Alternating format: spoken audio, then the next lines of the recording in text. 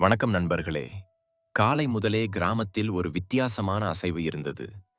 வழக்கமான நாட்களில் காலியாக இருக்கும் சாவடி இன்று கால் வைக்க கூட இடமில்லாமல் இருந்தது. டோல்கள் முழங்கின. லவுட் ஸ்பீக்கரில் சத்தம் எதிரொலித்தது. தூர தூரத்திலிருந்தும் மக்கள் திரண்டார்கள். காரணம் தெளிவாக இருந்தது. கிராமத்தின் மிக பணக்கார மனிதனின் காளை. இதுவரை யாராலும் கட்டுப்படுத்த முடியாத அதே காளை. அந்த காளை சாதாரணமான விலங்கு இல்லை. கருப்பு நிறம், உயரம், கனமான உடல். அதன் கழுத்து அவ்வளவு தடிப்பாக இருந்தது. கயிறு கூட சின்னதாக தோன்றியது. கண்களில் ஒரு வித்தியாசமான நெருப்பு இருந்தது. அது 2 பேரை காயப்படுத்தியதாகச் சொன்னார்கள். உரிமையாளரின் அறிவிப்பு தெளிவாக இருந்தது. இந்த காளையை யார் கட்டுப்படுத்தினாலும் பெரிய பரிசு. தொகையை கேட்டவுடன் மக்களின் கண்கள் மின்னின. கூட்டத்தின் ஒரு மூலையில் ஒரு பையன் நின்று கொண்டிருந்தான். வயது சுமார் 15. பெயர் ராகவ். தோளில் ஒரு மூட்டை தொங்கியது. கையில் இரும்புக் குழாய். காலை முதலே குப்பை சேகரித்துக் கொண்டிருந்தான். சத்தம் தெரிந்த இடத்தில் நின்றுவிட்டான். அவன் பார்வை காளையில் இல்லை. பரிசு பற்றிய அறிவிப்பு எழுதப்பட்டிருந்த பேனரில்தான். ராகவின் மனதில் ஒரே முகம் சுற்றி கொண்டிருந்தது. அவன் அம்மா. பல மாதங்களாக உடல் சோர்ந்து மஞ்சள் நிறமாக இருமிக்கொண்டே இருந்தாள். மருந்து பாதி, சிகிச்சை பாதி. மருத்துவர் தெளிவாகச் சொன்னார். சரியான சிகிச்சை கிடைக்காவிட்டால் நிலை மோசமாகும். குப்பை சேகரிப்பதால் மருந்து செலவுக்கு கூட போதவில்லை என்பது ராகவுக்குத் தெரியும். பல இரவுகள் அம்மா தன் மருந்தை விட்டுவிட்டு அவனுக்கு சாப்பாடு கொடுத்தாள். மைதானத்தில் மல்லர்கள் இறங்கினார்கள். ஒருவருக்குப் பிறகு ஒருவர் பலம் முயற்சித்தார்கள். கயிறு போட முயன்றார்கள். ஒவ்வொரு முறையும் அதே முடிவு. காளை தூக்கி எறிந்தது. தரையில் அரைந்தது. கூட்டம் முதலில் சிரித்தது. பிறகு பயந்தது. ராகவ் எல்லாவற்றையும் மிக கவனமாக பார்த்து கொண்டிருந்தான். காளையின் நடையை, நிற்கும் முறையை, மூச்சை. அவன் அப்பாவின் வார்த்தைகள் நினைவுக்கு வந்தன. அப்பா இப்போது இந்த உலகில் இல்லை. ஆனால் கிராமத்தில் விலங்குகளை கையாளத் தெரிந்தவராக பெயர் பெற்றவர். அவர் சொல்வார், விலங்கை வெல்ல வேண்டியதில்லை, அதை புரிந்து கொள்ள வேண்டும். ராகவின் கை தானாகவே இறுகியது. அவன் ஒரு படி முன்னே சென்றான். மக்கள் அவனை பார்த்து சிரித்தார்கள். இது குப்பை சேகரிப்பவன். இங்கு இருந்து ஓடு. காளை உன்னை மிதித்துவிடும். ராகவ் நேராக காளையின் உரிமையாளரின் முன் நின்றான். மெதுவான ஆனால் தெளிவான குரலில் பேசினான். எனக்கு ஒரு வாய்ப்பு கொடுங்கள். உரிமையாளர் அவனை மேலிருந்து கீழ்வரை பார்த்தான். கிழிந்த உடைகள், அழுக்கான கால்கள், தோளில் மூட்டை. கோபத்தில் சிரித்தான். நீ இந்த காளையை கட்டுப்படுத்தினால் உனக்கு 10 கோடி தருவேன். கூட்டம் சிரிப்பில் உடைந்தது. ராகவ் ஒன்றும் சொல்லவில்லை. அவன் கண்களில் பயம் இல்லை. ஒரு பிடிவாதம் மட்டுமே இருந்தது. இங்கிருந்துதான் கிராமம் மறக்க முடியாத ஒரு கதை தொடங்கப் போகிறதென தெரிந்தது. மைதானத்தில் திடீரென அமைதி பரவியது. சில நிமிடங்களுக்கு முன் கேட்ட சிரிப்பு மெதுவாக அடங்கியது.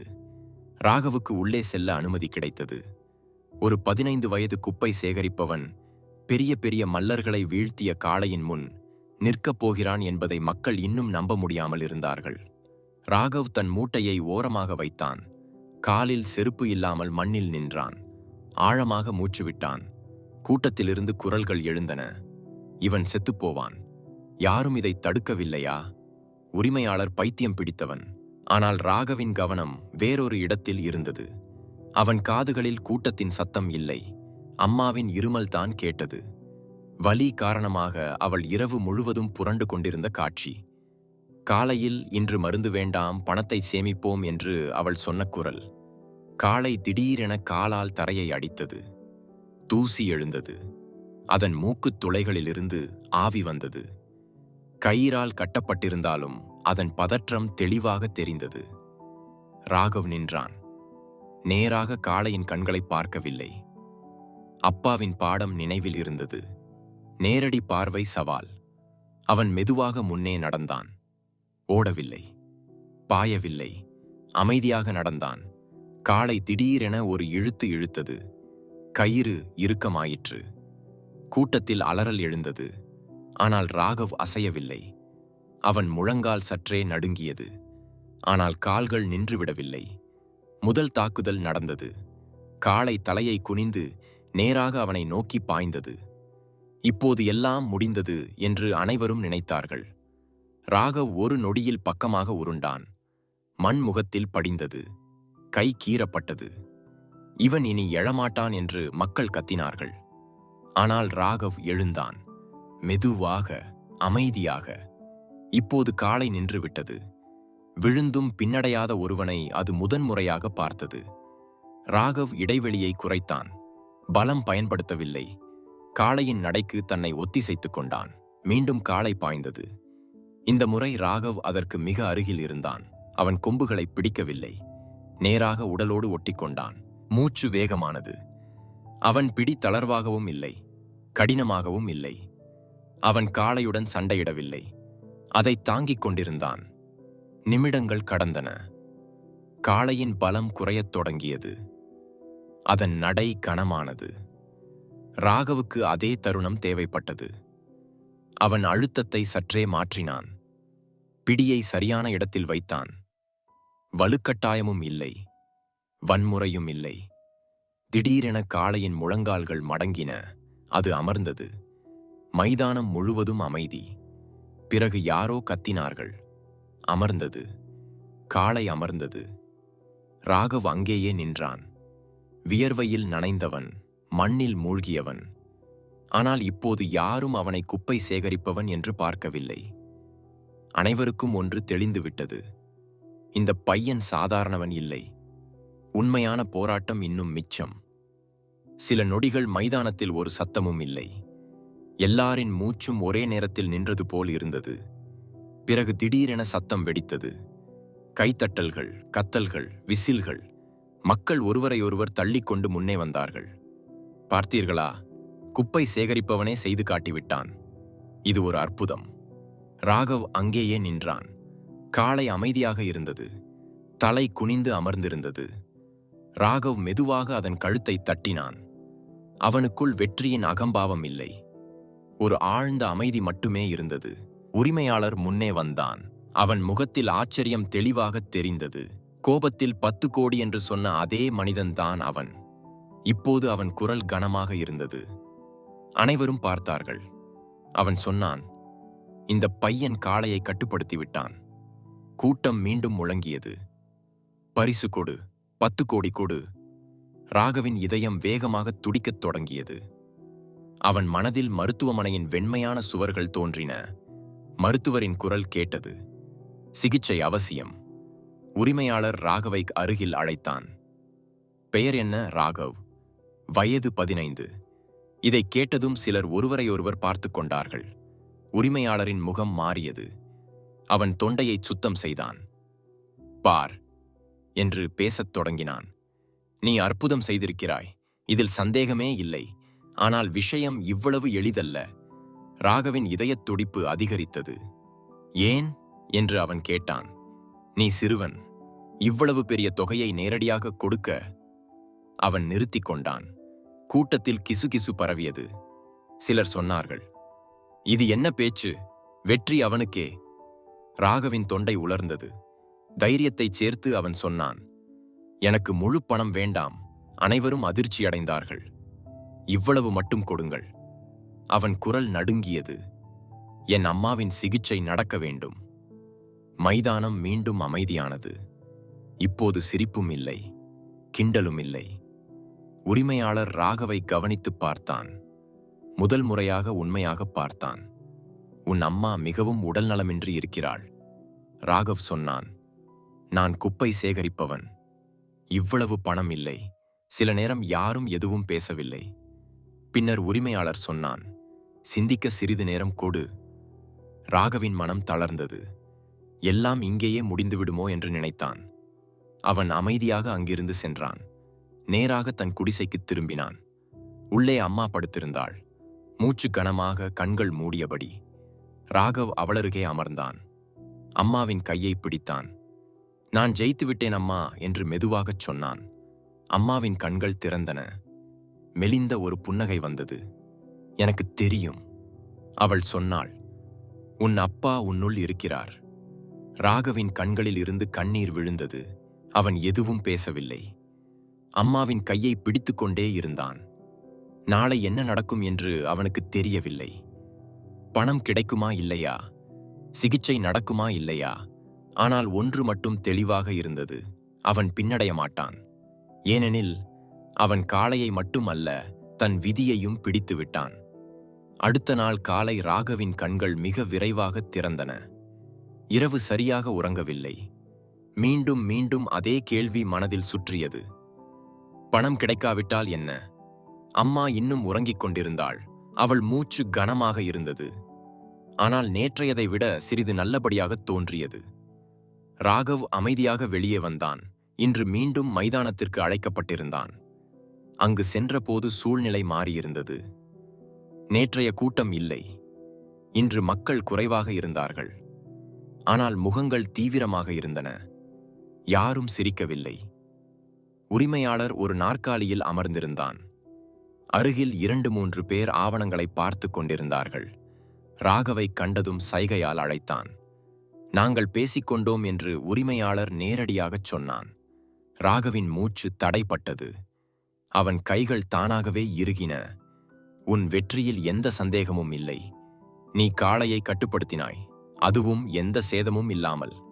ராகவ் தலையை குனிந்தான். அவனுக்கு அதுவே போதுமானது. 10 கோடியை நேரடியாக உன் கையில் கொடுக்க மாட்டோம் என்று உரிமையாளர் தொடர்ந்தான். ஆனால் உன் அம்மாவின் முழு சிகிச்சையும் எங்கள் செலவில் நடக்கும்.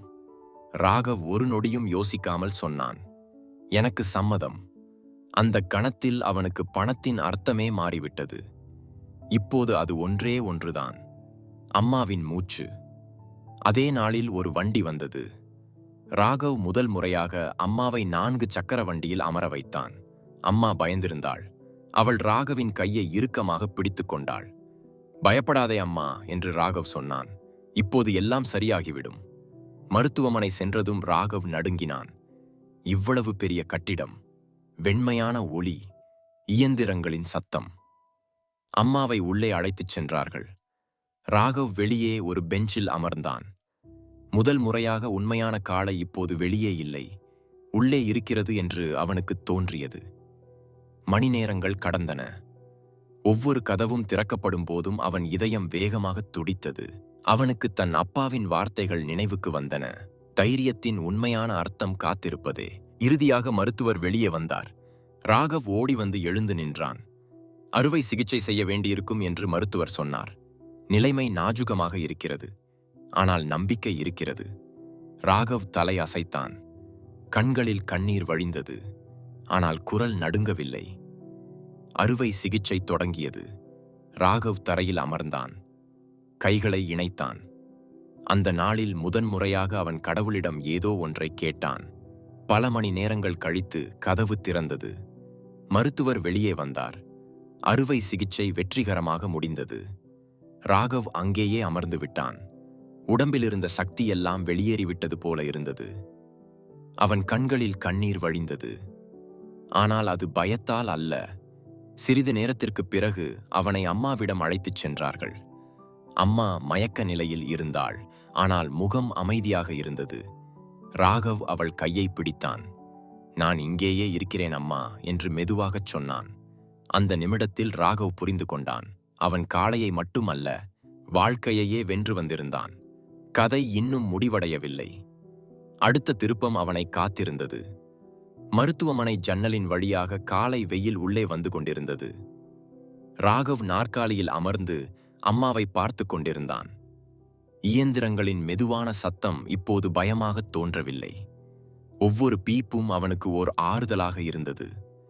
அம்மாவின் கண்கள் மெதுவாக திறந்தன. ராகவ் உடனே எழுந்து நின்றான்.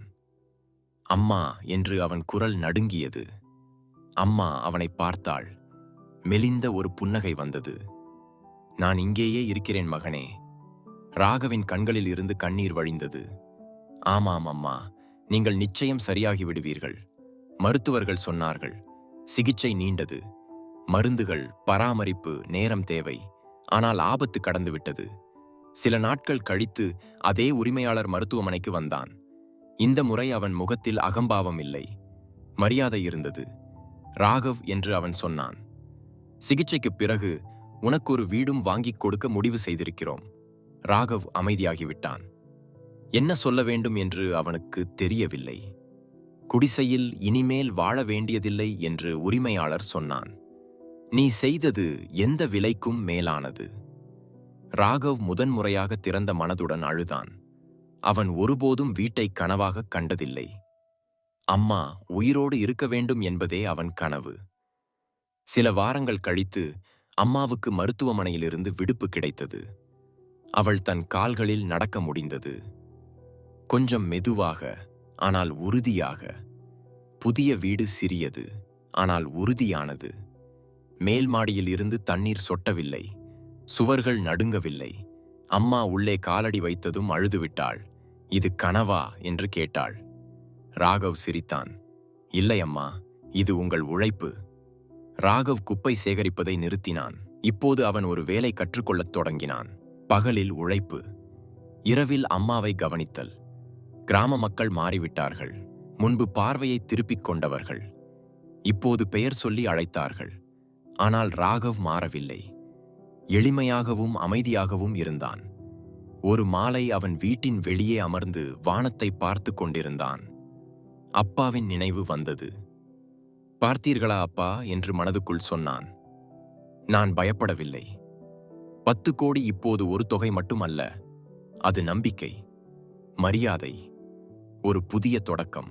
ஆனால் வாழ்க்கை இன்னும் கடைசி சோதனையை வைத்திருந்தது. புதிய வீட்டிற்கு வந்ததிலிருந்து அதிக நாட்கள் ஆகவில்லை. ராகவ் ஒவ்வொரு காலையும் சீக்கிரம் எழுந்தான். அம்மாவுக்காக தேநீர் போட்டான், மருந்துகள் கொடுத்தான். பிறகு வேலைக்குச் சென்றான். வேலை பெரியது அல்ல, ஆனால் நேர்மையானது. ஒரு தச்சரிடம் உதவியாளராக சேர்ந்தான். மரம் வெட்டுதல், கருவிகளை பிடித்தல், வியர்வை சிந்துதல் அவனுக்கு பிடித்திருந்தது. குப்பை சேகரிப்பதை விட நல்லது. சுயமரியாதை நிறைந்தது. அம்மா இப்போது வீட்டில் தனியாக இருப்பது போல தோன்றவில்லை. அண்டை வீட்டு பெண்கள் வந்து நலம் விசாரித்தார்கள். சிரிப்பு திரும்பி வந்தது. ஆனால் கிராமத்தில் எல்லா மாற்றங்களும் எல்லோருக்கும் பிடிக்காது. ஒரு மதியம் ராகவ் வேலை முடிந்து திரும்பிக் கொண்டிருந்தான். அப்போது வழியில் சில பழக்கமான முகங்கள் தெரிந்தன. முன்பு அவனுடன் குப்பை சேகரித்த அதே பையன்கள். கண்களில் கேள்விகள், சில இடங்களில் பொறாமை. ஏய் ராகவ் என்று ஒருவர் சொன்னான். இப்போது பெரிய ஆளாகிவிட்டாயா? ராகவ் நின்றான். அப்படி ஒன்றுமில்லை, அமைதியாகச் சொன்னான். இன்னொருவன் சிரித்தான். 10 கோடி ஜெயித்தவன் இப்போது எங்களை அடையாளம் காணவும் வெட்கப்படுகிறாயா? ராகவுக்கு வருத்தமாக இருந்தது. ஆனால் கோபம் வரவில்லை. நான் இன்னும் அதே இடத்தில்தான் இருக்கிறேன் என்று மட்டும் சொன்னான். ஆனால் விஷயம் அதோடு முடிவடையவில்லை. அடுத்த சில நாட்களில் பேச்சுக்கள் பரவின. அதிர்ஷ்டத்தால் ஜெயித்தான் என்று சொன்னார்கள். குழந்தை என்பதால் இரக்கம் காட்டினார்கள். இல்லையென்றால் அவனுடைய தகுதி என்ன? இந்த வார்த்தைகள் ராகவுக்குச் சென்றடைந்தன. அம்மாவும் கேட்டாள். ஒரு நாள் அம்மா சொன்னாள், மகனே, மக்கள் சொல்வதை மனதில் வைத்துக் கொள்ளாதே. ராகவ் தலை அசைத்தான். ஆனால் உள்ளே ஏதோ உடைந்தது. அவன் காளையை கட்டுப்படுத்தியிருந்தான். ஆனால் மக்களின் எண்ணங்களை இல்லை. அந்த நேரத்தில் கிராமத்தில் மீண்டும் அசைவு ஏற்பட்டது. இன்னொரு கிராமத்திலிருந்து ஒரு காட்டு காளை ஓடி வந்திருந்தது. பயிர்களை சேதப்படுத்திக் கொண்டிருந்தது. மக்கள் பயந்தார்கள். பஞ்சாயத்து கூடியது. ராகவின் பெயர் வந்தது. சிலர் அவனால் முடியும் என்றார்கள். சிலர் ஒருமுறை அதிர்ஷ்டம் என்று சொன்னார்கள். ராகவ் அமைதியாக கேட்டுக்கொண்டிருந்தான். அம்மா அவனை பார்த்தாள். போகாதே என்று சொன்னாள். இப்போது நிறைய விஷயங்கள் ஆபத்தில் இருக்கின்றன. ராகவ் அம்மாவின் கையை பிடித்தான். நான் போகவில்லை என்றால் மக்கள் எப்போதும் இதைத்தான் சொல்வார்கள். அடுத்த நாள் காலை அவன் வயல்களை நோக்கி சென்றான். இந்த முறை எந்த பரிசும் இல்லை, கூட்டமும் இல்லை. பயம் மட்டுமே இருந்தது. காளை உண்மையிலேயே ஆபத்தானது. காயமடைந்திருந்தது. அதிக ஆக்ரோஷம் கொண்டது. ராகவ் தனக்கு தெரிந்ததை செய்தான். பொறுமை, புரிதல், வன்முறை இல்லை. அதிக நேரம் எடுத்துக்கொண்டது. ஆனால் இறுதியில் காளையை காட்டின் பக்கம் திருப்பிவிட்டார்கள். ராகவ் திரும்பி வந்தபோது மக்கள் அமைதியாக இருந்தார்கள். இப்போது எந்த கேள்வியும் இல்லை. அம்மா அவனை அணைத்துக் கொண்டாள். இப்போது நீ அதிர்ஷ்டம் மட்டுமல்ல, தைரியம் என்று சொன்னாள். ராகவ் வானத்தை நோக்கி பார்த்தான். அவன் புரிந்து கொண்டான். உண்மையான வெற்றி மீண்டும் மீண்டும் நிரூபிக்க வேண்டியது. அதற்காக இப்போது அவன் தயாராக இருந்தான். காட்டுக்காளை சம்பவத்திற்குப் பிறகு கிராமத்தில் சில விஷயங்கள் மாறின. ராகவ் வழியாகச் சென்றால் மக்கள் அமைதியாக இருக்கவில்லை. சிலர் தலை அசைத்தார்கள், சிலர் வாழ்த்து சொன்னார்கள், சிலர் தொலைவில் இருந்து சிரித்தார்கள். இந்த மரியாதை திடீரென வந்தது அல்ல, மெதுவாக உருவானது, எந்தச் சத்தமும் இல்லாமல். ராகவ் இப்போது தச்சு வேலையில் கை பழகிவிட்டான். மரத்தின் வாசனை அவனுக்கு பிடிக்கத் தொடங்கியது. அவன் கதவுகள் செய்தான், ஜன்னல் சட்டங்கள் பொருத்தினான். ஒவ்வொன்றிலும் முழு மனதுடன் ஈடுபட்டான். உரிமையாளரும் மகிழ்ந்தார். இந்த பையனின் கைகளில் நேர்மை இருக்கிறது என்று அடிக்கடி சொல்வார். அம்மாவின் உடல்நிலை இப்போது மிகவும் மேம்பட்டிருந்தது. அவள் காலை எழுந்து தானே வீடு சுத்தம் செய்தாள், அடுப்பை ஏற்றினாள். ராகவ் அவளை பார்த்தால் மனதுக்குள் வெற்றி பெற்று விடுவான். ஒரு மாலை அம்மா சொன்னாள், ராகவ், வீடு கிடைத்துவிட்டது, இப்போது படிப்பு என்ன? ராகவ் அமைதியாகிவிட்டான். படிப்பு, இந்த வார்த்தையை அவன் தன்னுடன் இணைத்ததே இல்லை. தாமதம் இல்லை என்று அம்மா அவன் தலையில் கை வைத்து சொன்னாள். நீ விரும்பினால் கற்றுக்கொள்ளலாம். அடுத்த வாரம் ராகவ் கிராம பள்ளிக்குச் சென்று பேசினான். தலைமை ஆசிரியர் அவனை பார்த்தார். முதலில் ஆச்சரியம், பிறகு மரியாதை. படிக்க விரும்பினால் வழி கிடைக்கும் என்று சொன்னார். ராகவ் பகலில் வேலை செய்தான், மாலையில் பள்ளிக்குச் சென்றான். சோர்வாக இருந்தான், ஆனால் மகிழ்ச்சியாக இருந்தான். சிலர் இன்னும் கிண்டல் செய்தார்கள். காளை வீரன் இப்போது புத்தகம் தூக்குவானா? ராகவ் கேட்டுக்கொண்டும் கேளாதது போல இருந்தான். அவன் கற்றுக்கொண்டிருந்தான். ஒவ்வொரு குரலுக்கும் பதில் சொல்ல வேண்டியதில்லை. ஒரு நாள் அதே பணக்கார உரிமையாளர் மீண்டும் வந்தான். இந்த முறை எந்தச் சத்தமும் இல்லாமல் ராகவின் வீட்டில் அமர்ந்து தேநீர் குடித்தான். நீ பணத்தை வீணடிக்கவில்லை என்று சொன்னான். அதனால் உன்னிடம் ஒரு விஷயம் கேட்க வந்திருக்கிறேன். ராகவ் கவனமாக கேட்டான். விலங்குகளை கையாளும் பணியை முறையாக பயிற்சி பெற்று பொறுப்புடன் கற்றுக்கொள்ள வேண்டும் என்று நான் விரும்புகிறேன் என்று உரிமையாளர் சொன்னான். ராகவ் அம்மாவை நோக்கி பார்த்தான். அம்மா மெதுவாக தலை அசைத்தாள்.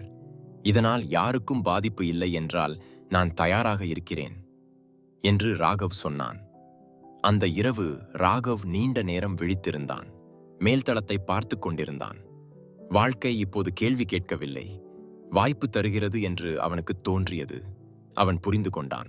குப்பை சேகரித்த பையன் இப்போது தன் கதையை மட்டும் வாழவில்லை, ஒரு பாதையை உருவாக்கிக் கொண்டிருந்தான்.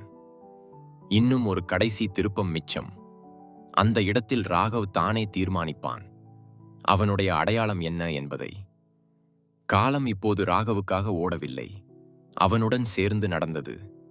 காலை வேலை, மாலை படிப்பு, இரவு அம்மாவுடன்.